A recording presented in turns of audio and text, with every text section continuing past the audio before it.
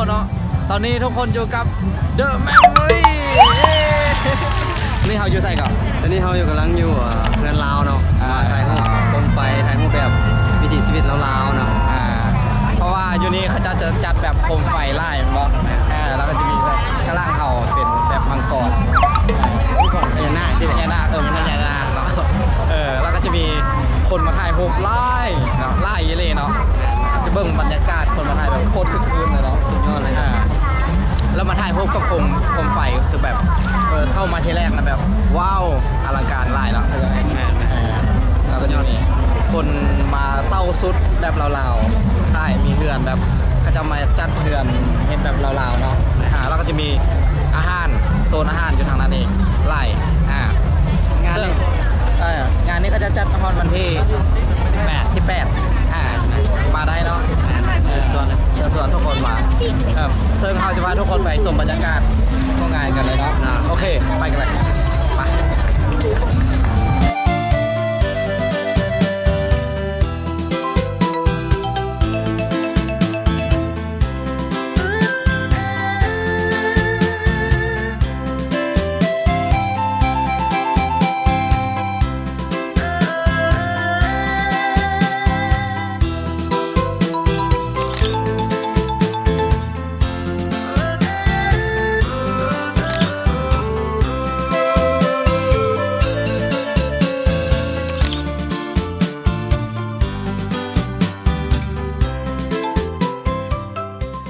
เราจะมาเลาะ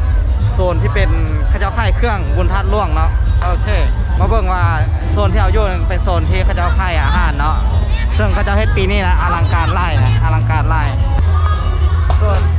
ส่วนอาหารเนาะที่เราใกล้มาเมื่อกี้ก็เป็นเขาจะขายอาหารแมนแล้วก็ตกแต่งแบบคักแบบสไตล์งานวัดสไตล์งานวัดตอนนี้เราจะไปใส่เนาะตอนนี้เขาจะมาเล่นกิจกรรมเนาะจะมีสัตว์เป้าแล้วก็มีข้องมันเป็ดนะข้องเป็ดของเป็ด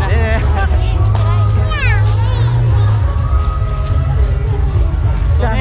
ที่คนบอกว่าเป็ดอันมันโบนีอันนั้นไรแล้วตอนนี้เฮ็ดก็จะให้อาหารแล้วนะครับนั่นแหละตัวนี้เป็นกิจกรรมที่แบบว่ากำลังแบบนิยมเป็นที่นิยมในตอนนี้เนาะแบบฮิตฮอตฮิตแห้งตอนนี้มาเบิ่งทุกคนไล่แห้งอ่ะคนไล่เบิ่งบรรยากาศคนไล่มันไล่ขนาดไหนบ้างเลยปะ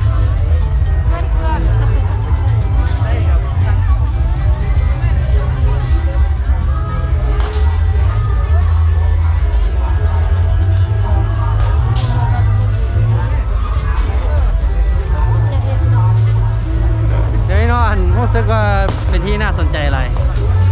มันจะมีคนแบบกำลังแนมใช่ไหมถ้าว่าสำหรับค่อยสำหรับเจ้าถ้าเป็นค่อยเอาได้เนาะรู้สึกว่าจะเอาเงินยากเจี๋ยวยากสู้เขาได้5 ตัวสิ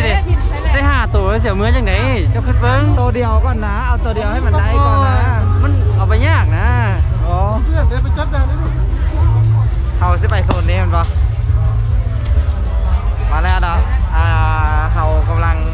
จะเบิ่งเขาเจ้าสัตว์ผมเป้ากันนะเดี๋ยวนี้เขากำลังมาลองฝีมือเนาะลองฝีมือเสี่ยวแบบเอาสั้นลูกเดียวแตก3 บาทเลยอันนั้นเขาจะมาไล่ลูกเดียวเอาให้ได้ก็เนาะลองฝีมือยังเก้าปะ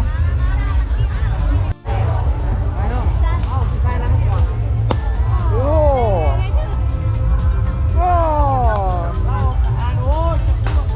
เอาไปเนาะมานี่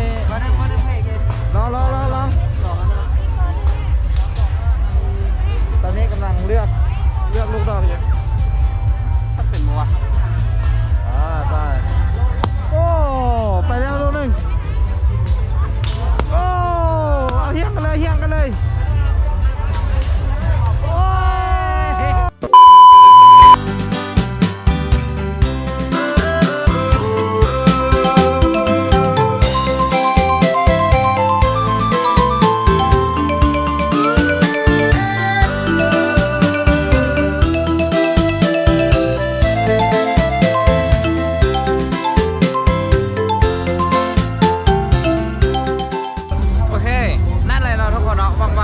จะมากับสิ่งที่เอานำเสนอไป